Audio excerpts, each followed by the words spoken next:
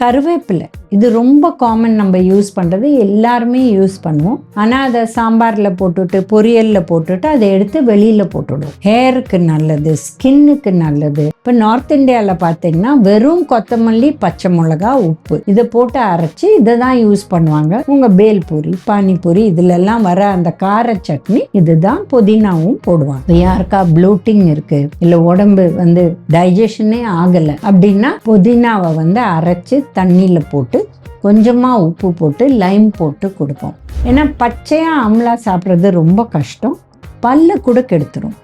யாருக்கெல்லாம் எனாமல் ரொம்ப மெல்லிஸாக இருக்கோ, அவங்களுக்கு டீத் ஹெல்த் நல்லா இல்லையோ, அவங்க பச்சை ஆம்லா சாப்பிடக்கூடாது.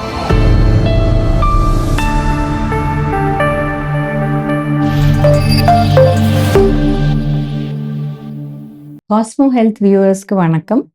இன்னைக்கு நம்ம கொத்தமல்லி, புதினா, கருவேப்பிலை இதோட பெனிஃபிட்ஸை பற்றி பார்க்க போகிறோம். இப்போ பார்த்தீங்கன்னா கருவேப்பிலை இது ரொம்ப காமன், நம்ம யூஸ் பண்ணுறது எல்லாருமே யூஸ் பண்ணுவோம். ஆனால் அதை சாம்பாரில் போட்டுட்டு பொரியலில் போட்டுட்டு அதை எடுத்து வெளியில் போட்டுவிடுவோம். கருவேப்பிலையில் விட்டமின் ஏ சத்து இருக்குது, இது ரொம்ப நல்லது, கண்ணுக்கு ரொம்ப நல்லது.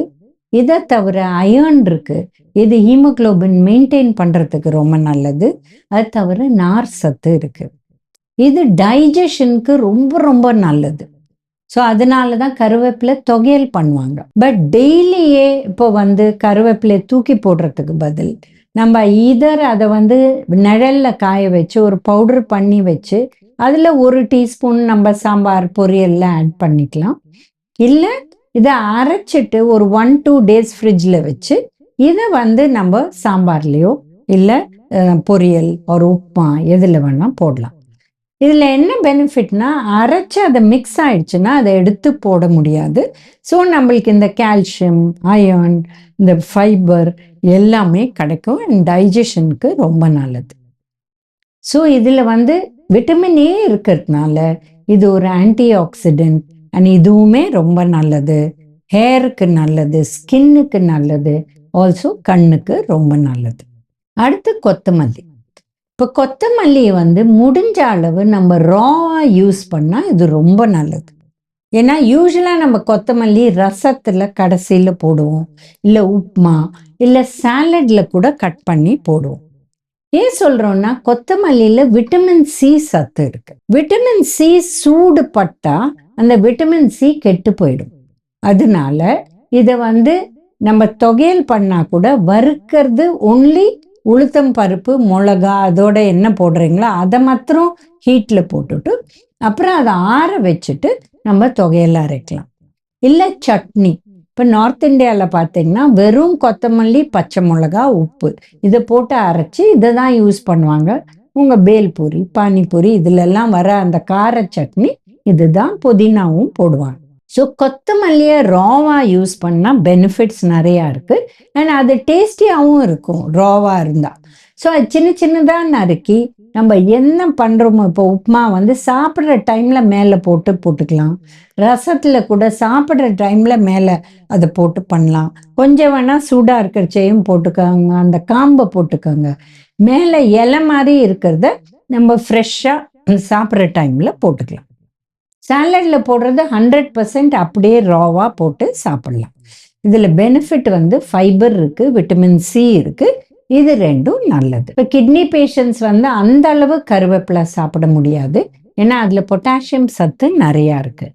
ஆனால் அவங்க கொத்தமல்லி எடுக்கலாம், ஏன்னா பொட்டாசியம் சத்து குறைவாக இருக்குது. அடுத்தது புதினா. புதினா இன்னொரு டார்க் கிரீன் லீஃபி ஐட்டம் அது.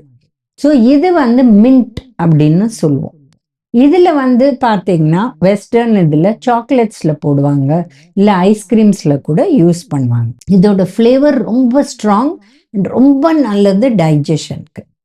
ஸோ இதை கூட நிழலில் ட்ரை பண்ணி பவுடர் பண்ணி வச்சு எல்லாத்துலேயும் யூஸ் பண்ணலாம். இல்லை தொகையல் மாதிரி அரைக்கலாம். இல்லை புதினா ரைஸ் பண்ணுவாங்க. இதை பண்ணுறது வெங்காயம் போட்டு வதக்கி அப்படி தான் யூஸ் பண்ணுவாங்க. But it's okay. இப்போ பேசிக்காக பார்த்தீங்கன்னா என்ன மசாலா பண்ணால் கூட இந்த வெங்காயம், தக்காளி, புதினா இது 3யுமே அரைச்சி இதை வதக்கி யூஸ் பண்ணுவாங்க. இதை மேலாக சின்ன சின்னதாக கட் பண்ணி கடைசியில் கூட போடுவாங்க. கொத்தமல்லி புதினா ரெண்டுமே போடுவாங்க. புதினாக்கு ஒரு ஸ்ட்ராங் ஸ்மெல் இருக்கு, அதனால இது எல்லாருக்குமே ஒரு டேஸ்ட் டெவலப் பண்ணும். ஒரு ரொம்ப சின்ன குழந்தை இது அந்த அளவு விரும்பி சாப்பிட மாட்டாங்க.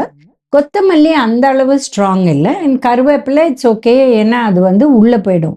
நம்ம இது மாதிரி பவுடர் பண்ணி கொடுத்துட்டோம்னா சாப்பிட்டுடுவாங்க. கொத்தமல்லி ரொம்ப ஈஸியாக சாப்பிடுவாங்க. பட் புதினாங்கிறது கொஞ்சம் ஸ்ட்ராங் ஃப்ளேவர், அதனால இதை யூஸ் பண்ணுறதுக்கு நம்ம சின்ன குழந்தைங்களுக்கு கொஞ்சமாக கொடுக்கணும். அதுக்கப்புறம் அதை இன்க்ரீஸ் பண்ணிட்டு போகலாம்.